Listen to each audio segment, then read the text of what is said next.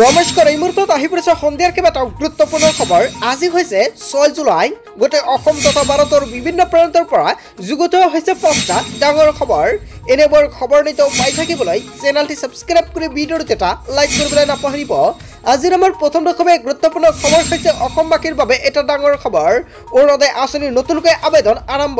কেৱল ইয়াৰ নহয়, অৰুণোদয় আঁচনি 1250 টকা সোমাই যাব 10 জুলাইত।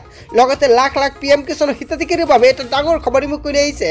লগতে আত্মসহায়ক মহিলাৰ বেংক একাউণ্টত কেতিয়াও সোমাব 10,000 টকা। সম্পূৰ্ণকৈ তাৰিখ ঘোষণা কৰিছে চৰকাৰে।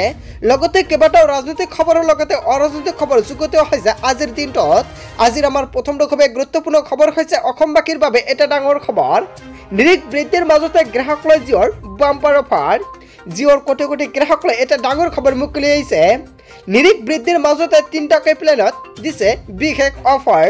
মাত্ৰ 150 টকা ৰিচাৰ্জতে লাভ কৰিব আনলিমিটেড 5G ডাটা। 101 টকাৰ প্লেনত লাভ কৰিব 6GB আৰু 4G ডাটা সহ আনলিমিটেড ডাটা।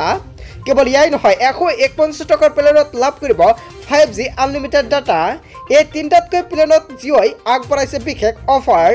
150 টকা আৰু 101 টকা আৰু 151 টকাৰ ডাটাৰ এই বিশেষ অফাৰ প্ৰদান কৰিছে জিঅ'ই। হয়, আপুনি ঠিকেই শুনিছে, জিঅ'ই যিখন প্লেন বৃদ্ধি কৰিছে, বৃদ্ধি কৰাৰ পিছত যিখন তিনিটা অফাৰ প্ৰদান কৰিছে, ইয়াৰ বিষয়ত জনতাই কি ক'ব? জনতাৰ মন্তব্যটো নিশ্চয় কমেণ্ট বক্সত জনাব। তাৰপিছত অসমবাসী ৰাজুক জনাইছে আমাৰ 2 নম্বৰটো খুবেই গুৰুত্বপূৰ্ণ খবৰ। লগতে এটা ডাঙৰ খবৰ, হাতত মাত্ৰ 4 দিন বাকী। 1 তাৰিখৰ পৰা লাভ কৰিব লাখ লাখ লোকে ৰেচন। কিয়নো ৰেচন কাৰ্ডৰ বাবে এটা গুৰুত্বপূৰ্ণ খবৰ মুকলি হৈছে। হয়, আপুনি 4 দিনৰ ভিতৰত সংগ্ৰহ কৰক আপোনাৰ ৰেচন। যদি আপুনি ৰেচন নলয় তেনে ক্ষেত্ৰত কিন্তু আপুনি নাপাব। লগতে 10 তাৰিখে কাৰ কাৰ একাউণ্টত সোমাব টকা এতিয়া আপুনি জানি লওক। হাতত মাত্ৰ 4 দিন আৰু 1 তাৰিখৰ পৰা লাখ লাখ লোকে লাভ কৰিব ৰেচন। অৱশেষত কিন্তু ৰেচনৰ চাউল বিতৰণ কৰা আৰম্ভ কৰিছে। ৰেচন নাপালে দিব পাৰিব আপুনি অভিযোগ। ৰেচনৰ দোকানীৰ বাবে সাৱধানবাণীও জাৰি কৰিছে। আপুনি লিখি লওক দুটাকৈ নম্বৰ। ফোন নম্বৰ দুটা হৈছে 1800345361 আৰু 1967। এই দুটা নম্বৰত ফোন কৰি দিব পাৰিব আপুনি অভিযোগ।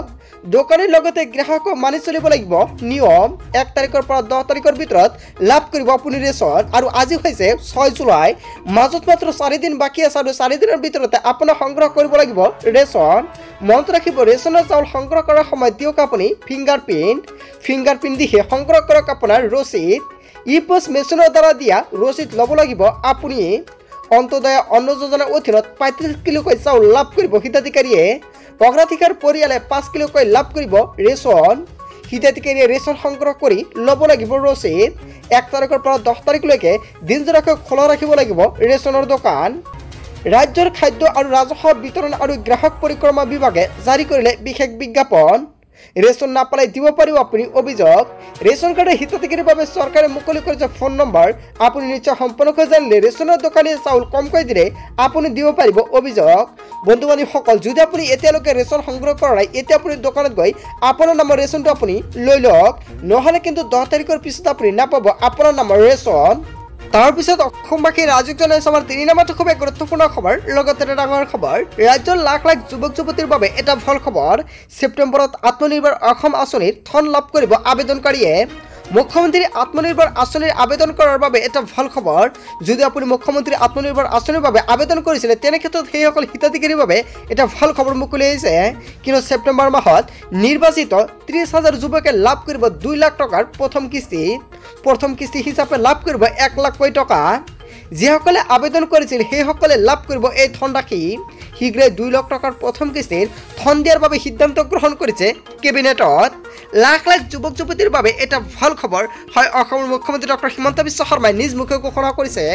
লগতে সেইসকল প্ৰতিজন ব্যক্তিৰ কৰিব লাগিব বেংকৰ লগত আধাৰ কাৰ্ড লিংক। যদি আপুনি বেংকৰ লগত আধাৰ কাৰ্ডটো লিংক কৰা নাই তেনে ক্ষেত্ৰত এতিয়া আপুনি লিংক কৰি ৰাখক।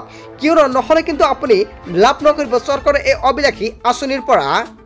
তাৰপিছত অসমবাসী ৰাজুক জনাইছে আমাৰ 5 নম্বৰটো খুবেই গুৰুত্বপূৰ্ণ খবৰ। লগতে এটা ডাঙৰ খবৰ, ৰেচন কাৰ্ড আৰু অৰুণোদয় নোপোৱা লাখ লাখ লোকৰ বাবে এটা ভাল খবৰ। শীঘ্ৰে 15 লাখ লোকক লাভ কৰিব নতুনকৈ ৰেচন কাৰ্ড। অৰুণোদয় আঁচনিক লৈ অসমৰ মুখ্যমন্ত্ৰী ডক্টৰ হিমন্ত বিশ্ব শৰ্মাৰ এটা ডাঙৰ ঘোষণা। ঘৰে ঘৰে অৰুণোদয় আঁচনি দিয়াৰ চেষ্টা চলাব চৰকাৰে। অৰুণোদয় আঁচনি নোপোৱাকৈ কোনো যোগ্য পৰিয়াল নাথাকিব। কেৱল ইয়াই নহয়, অৰুণোদয় আঁচনি লাভৰ বাবে চলোৱা হ'ব পৰিয়াল ভিত্তিক জৰীপ আৰু ইয়াৰ বাবে গঠন কৰিব বিশেষ কমিটিৰ পৰামৰ্শ মতে প্ৰস্তুত কৰিব তালিকা কোনে কোন পৰিয়ালে লাভ কৰিব তালিকা এয়া সম্পূৰ্ণকৈ পৰামৰ্শ দিব কমিটিয়ে এমাহৰ ভিতৰত দিব লাগিব পৰামৰ্শ অজন্তা নিয়োগ ৰণজ পেগু লগতে বিমল বৰা কেশৱ মহন্তই ৰঞ্জিত দাসৰ নেতৃত্বত গঠন কৰা হৈছে কেবিনেট উপসমিতি ৰেচন কাৰ্ডক লৈ এটা ডাঙৰ সিদ্ধান্ত গ্ৰহণ কৰিছে কেবিনেটত 15 লাখ লোকক নতুনকৈ পাব ৰেচন কাৰ্ড যদি আপোনাৰ ৰেচন কাৰ্ড নাই তেন্তে আপোনাৰ ভাল খবৰ কিয়নো যদি আপোনাৰ ৰেচন কাৰ্ড নাই তেন্তে কিন্তু আপুনি নাপাব অৰুণোদয় আঁচনি প্ৰথমতে আপোনাৰ বনাব লাগিব ৰেচন কাৰ্ড অৰুণোদয় আঁচনিক লৈ অসমৰ মুখ্যমন্ত্ৰী ডক্টৰ হিমন্ত বিশ্ব শৰ্মাই এটা ডাঙৰ সিদ্ধান্ত গ্ৰহণ কৰিছে যদি আপোনাৰ ৰেচন কাৰ্ড নাই নিশ্চয় আপুনি কমেণ্ট কৰি জনাব যেতিয়া ৰেচন কাৰ্ডৰ বাবে আবেদন প্ৰক্ৰিয়া আৰম্ভ হয় আপোনালোকক সম্পূৰ্ণকৈ জনাই দিম লগতে আপোনাৰ ঘৰত অৰুণোদয় আঁচনি নাই নেকি যদি আপোনাৰ ৰেচন কাৰ্ড আছে আৰু আপুনি নতুনকৈ অৰুণোদয় আঁচনি আবেদন কৰিব বিচাৰে তেনে ক্ষেত্ৰত আপুনি কেনেকুৱাকৈ কৰিব নিশ্চয় কমেণ্ট কৰিব নেক্সট ভিডিঅ'ত সম্পূৰ্ণকৈ জনাম বন্ধু বান্ধৱীসকল গোটেই অসম তথা ভাৰতৰ বিভিন্ন প্ৰান্তৰ পৰা যুগুত হৈছে কেইবাটাও গুৰুত্বপূৰ্ণ খবৰ এনেবোৰ খবৰ নিতৌ পাই থাকিবলৈ চেনেলটি ছাবস্ক্ৰাইব কৰি ভিডিঅ'টো এটা লাইক কৰিবলৈ নাপাহৰিব সো থেংক ইউ ফৰ ৱাচিং ফুল ভিডিঅ'